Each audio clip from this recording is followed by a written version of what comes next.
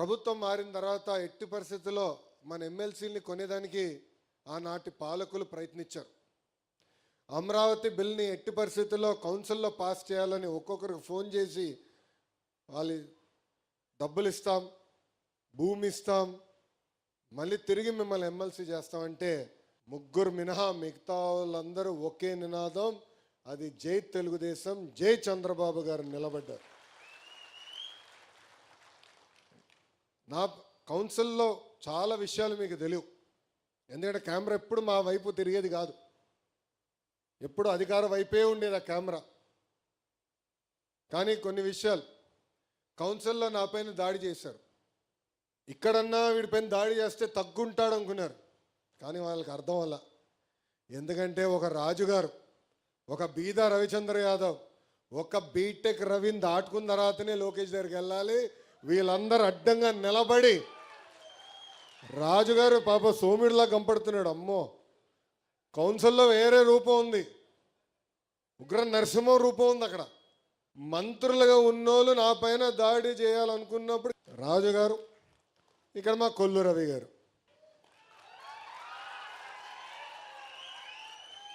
నేను రవణకి ఎప్పుడు ఒక మాట చెప్పాను, అన్న నువ్వు చాలా స్లో అన్నా అని. అదంతా 2019 ముందలనేలే. అడగండి, ఎప్పుడు చెప్తాను అన్నా నువ్వు స్లో అన్నా, కొంచెం స్పీడ్ పెంచు, కొంచెం స్పీడ్ గట్టిగా అంటే చేస్తా అంటాడు, చేయడు. కానీ అదే ప్రతిపక్షంలోకి వచ్చిన తర్వాత నిలబడిన విధానం, ఎన్ని కేసులు పెట్టినా భయపడకుండా నేను నిలబడతా, టీడీపీ కోసం నిలబడతా, చంద్రబాబు నాయుడు గారి కోసం నిలబడతా అని చెప్పిన వ్యక్తి మా రవణ. ఇంకా మచిలీపట్నం అంటే తెలుగుదేశం పార్టీ, తెలుగుదేశం పార్టీ అంటేనే మచిలీపట్నం. మచిలీపట్నం ఎప్పుడు గెలిచామో అప్పుడే రాష్ట్ర వ్యాప్తంగా మన పసుపు జెండా ఎగిరింది. ఆ జెండా ఎగిరేసేదానికి కష్టపడిన మీరున్నారు. అడుగడుగున మిమ్మల్ని కూడా ఇబ్బంది పెట్టారు, కేసులు పెట్టారు, బయటికి రానిలా. అంటే హౌస్ అరెస్టు, గట్టిగా పోరాడి బయటకు వస్తే పోలీసు వాళ్ళ పైన దాడి చేసాం, దొంగ కేసులు, లేదంటే అటెంప్ట్ మర్డర్ కేసు, దొరికితే SC ST కేసు పెట్టేశారు. కానీ చెక్కు చెదరకుండా రవణ ఏ పిలిపించినా పిలిపించాడు, చలో బయలుదేరదాం, వెళ్దాం, అవసరమైతే కారుకి అడ్డంగా పడుకుందాం అని చేసి చూపించిన మచిలీపట్నం తెలుగుదేశం పార్టీ కార్యకర్తలందరికీ పేరు పేరున నా హృదయపూర్వక నమస్కారాలు. ఈరోజు నేను ఇక్కడికి వస్తుంటే పాపం పోలీస్ సోదరులు చూసి బాధేసింది. ఎందుకంటే ఎగ్జిట్ ఎంట్రీ దగ్గర ఒకవేళ నుంచోబెట్టారు.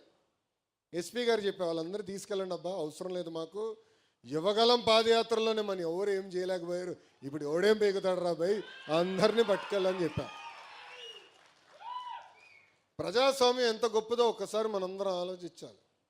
ఏ అధికారులు అయితే మన ఇబ్బంది పెట్టారో, ఏ అధికారులు అయితే మన పైన దొంగ కేసులు పెట్టి చంద్రబాబు నాయుడు గారిని, కొల్లు రవీంద్రని జైలుకు పంపించారో, ఈరోజు అదే అధికారుల చేత సెల్యూట్ కొట్టించారంటే అదే మన ప్రజాస్వామ్యం, ప్రజల గొప్పతనం. అడుగడుగున మన ఇబ్బంది పెట్టారు, బయటికి రానిలా. బాబు గారు ఆనాడు ఆత్మకూరులో మన కార్యకర్తలు ఇబ్బంది పెడుతున్నారు, బయలుదేరుతామంటే రవణ కూడా మాతో ఉన్నారు. ఏకంగా గేట్లకి తాళ్ళు కట్టేశారు. స్వామి, పులిని నీళ్ళని లోపల పెడతారు. వాళ్ళు అనుకున్నారు చంద్రబాబు నాయుడు గారిని జైలుకి పంపిస్తే ఈయన ఏదో ఫీల్ అవుతాడని. ఆయన అక్కడ ఏం ఫీల్ అవ్వాలా. నేను చూసా, మొండి ధైర్యం మామూలు కాదు రా భయ్, అదేం ధైర్యమో నాకు తెలియదు. నాకు బాధ కలిగింది. ఆ రోజు నాకు ఎందుకు బాధ కలిగిందంటే బాబు గారిని అరెస్ట్ చేశారని కాదు, ఆ జైలు ముందు